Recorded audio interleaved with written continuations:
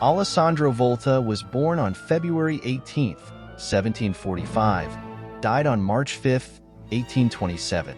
He was an Italian physicist and chemist who was a pioneer of electricity and power and is credited as the inventor of the electric battery and the discoverer of methane. He invented the voltaic pile in 1799 and reported the results of his experiments in 1800 in a two-part letter to the president of the Royal Society. With this invention, Volta proved that electricity could be generated chemically and debunked the prevalent theory that electricity was generated solely by living beings. Volta's invention sparked a great amount of scientific excitement and led others to conduct similar experiments, which eventually led to the development of the field of electrochemistry. Volta also drew admiration from Napoleon Bonaparte for his invention and was invited to the Institute of France to demonstrate his invention to the members of the institute.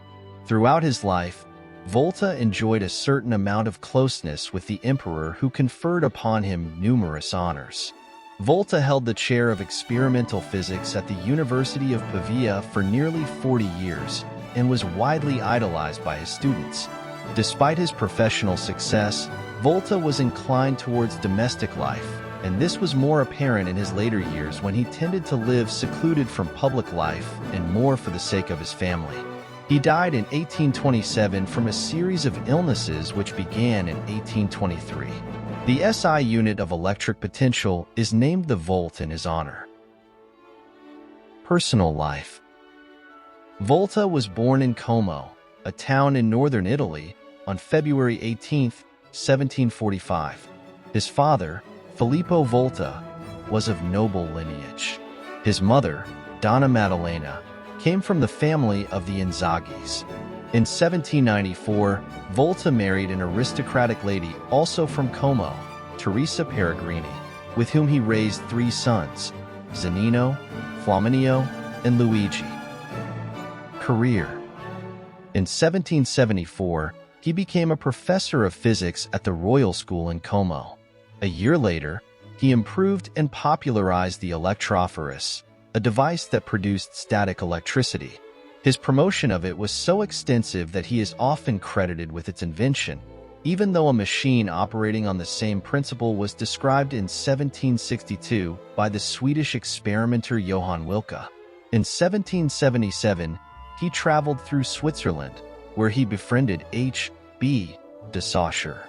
In the years between 1776 and 1778, Volta studied the chemistry of gases.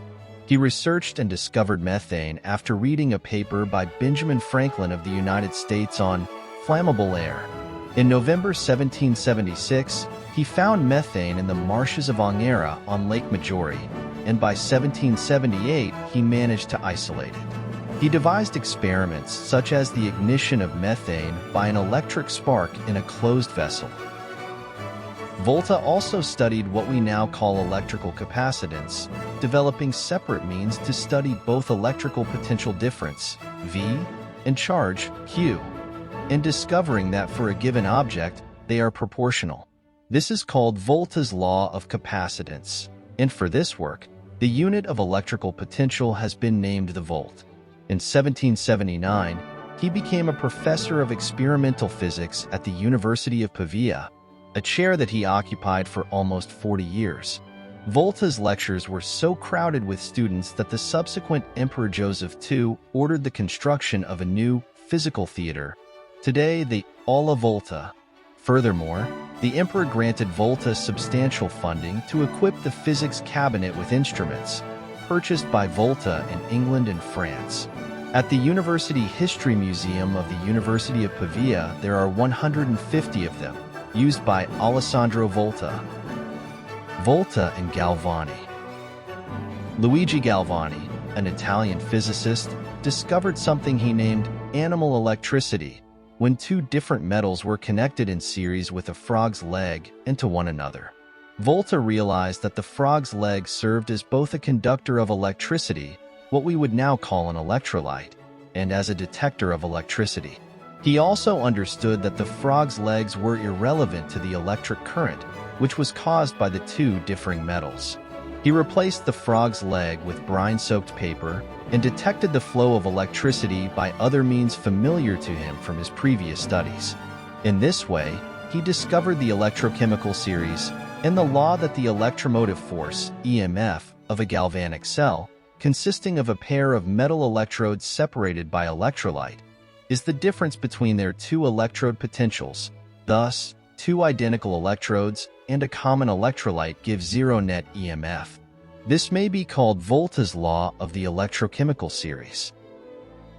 In 1800, as the result of a professional disagreement over the galvanic response advocated by Galvani, Volta invented the voltaic pile, an early electric battery, which produced a steady electric current. Volta had determined that the most effective pair of dissimilar metals to produce electricity was zinc and copper. Initially, he experimented with individual cells in series, each cell being a wine goblet filled with brine into which the two dissimilar electrodes were dipped. The voltaic pile replaced the goblets with cardboard soaked in brine. Last years and retirement. In 1809, Volta became an associated member of the Royal Institute of the Netherlands. In honor of his work, Volta was made a count by Napoleon Bonaparte in 1810. Volta retired in 1819 to his estate in Camnego, a frazione of Como, Italy, now named Camnego Volta in his honor. He died there on March 5, 1827, just after his 82nd birthday. Volta's remains were buried in Camnego Volta. Legacy. Volta's legacy is celebrated by the Tempio Volsciano Memorial located in the public gardens by the lake. There is also a museum that was built in his honor, which exhibits some of the equipment that Volta used to conduct experiments. Nearby stands the Villa Olmo, which houses the Voltion Foundation, an organization promoting scientific activities. Volta carried out his experimental studies and produced his first inventions near Como. In the old campus of the University of Pavia, there is the classroom Alla Volta, commissioned by Emperor Joseph II to Leopoldo Pollock in 1787 for the lectures of Alessandro Volta. While in the University History Museum, there are many scientific instruments that belong to Volta and his chair and his blackboard. His image was depicted on the Italian lire 10,000 note, 1990 to 1997, along with a sketch of his voltaic pile. In late 2017, NVIDIA announced a new workstation-focused GPU microarchitecture called Volta. The electric eel species Electrophorus voltae, described in 2019 and the strongest bioelectricity producer in nature, was named after Volta. Religious beliefs. Volta was raised as a Catholic and for all of his life continued to maintain his belief.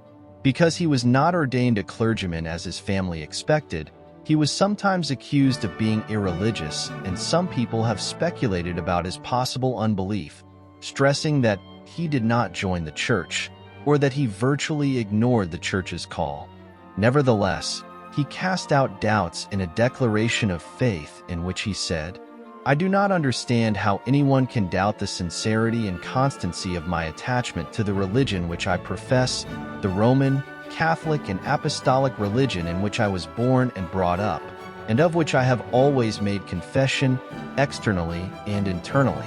I have, indeed, and only too often, failed in the performance of those good works which are the mark of a Catholic Christian, and I have been guilty of many sins. But through the special mercy of God I have never, as far as I know, wavered in my faith. In this faith I recognize a pure gift of God, a supernatural grace. But I have not neglected those human means which confirm belief and overthrow the doubts which at times arise. I studied attentively the grounds and basis of religion, the works of apologists and assailants, the reasons for and against, and I can say that the result of such study is to clothe religion with such a degree of probability, even for the merely natural reason, that every spirit unperverted by sin and passion, every naturally noble spirit must love and accept it. May this confession which has been asked from me, and which I willingly give, written and subscribed by my own hand, with authority to show it to whomsoever you will, for I am not ashamed of the gospel. May it produce some good fruit.